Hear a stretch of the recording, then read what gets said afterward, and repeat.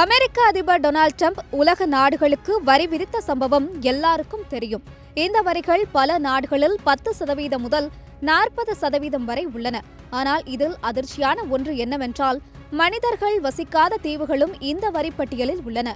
அதாவது ஆஸ்திரேலியாவுக்கு சொந்தமான ஹெட் மற்றும் மெக்டொனால்ட்ஸ் தீவுகள். இங்கு பென்குயின்கள் மற்றும் சீல்கள் மட்டுமே வாழும்.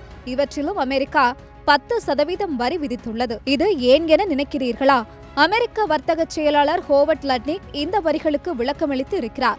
அவர் கூறியதுபடி, அமெரிக்காவை சுரண்டுவதை தடுக்கவே இந்த வரி எனவும், சில நாடுகள் இந்த தீவுகளின் வழியாக அமெரிக்காவை தவிர்க்க முயற்சிக்கின்றன. அதனால் இந்த தீவுகளுக்கு இந்த வரிகள் விதிக்கப்பட்டது என்றும் விளக்கமளித்திருக்கிறார். ஆஸ்திரேலிய அதிகாரிகள் இதை தவறான முடிவு என கூறினாலும் அமெரிக்கா அதை சரி செய்வதாக நம்புகிறது. இந்த வரி விதிப்பின் காரணமாக அமெரிக்க பங்குச் சந்தைகளில் கடுமையான சரிவுகள் ஏற்பட்டுள்ளன. அது உலகளாவிய பொருளாதாரத்திலும் தாக்கத்தை ஏற்படுத்தும் என்று எதிர்பார்க்கப்படுகிறது. சர்வதேச வர்த்தகத்தில் கடத்தல் மற்றும் சட்டவிரோத செயல்கள் கடுமையாக நடைபெறுவதை நிறுத்துவதற்கும் அமெரிக்கா இந்த வரிகளை விதித்துள்ளதாக கூறப்படுகிறது.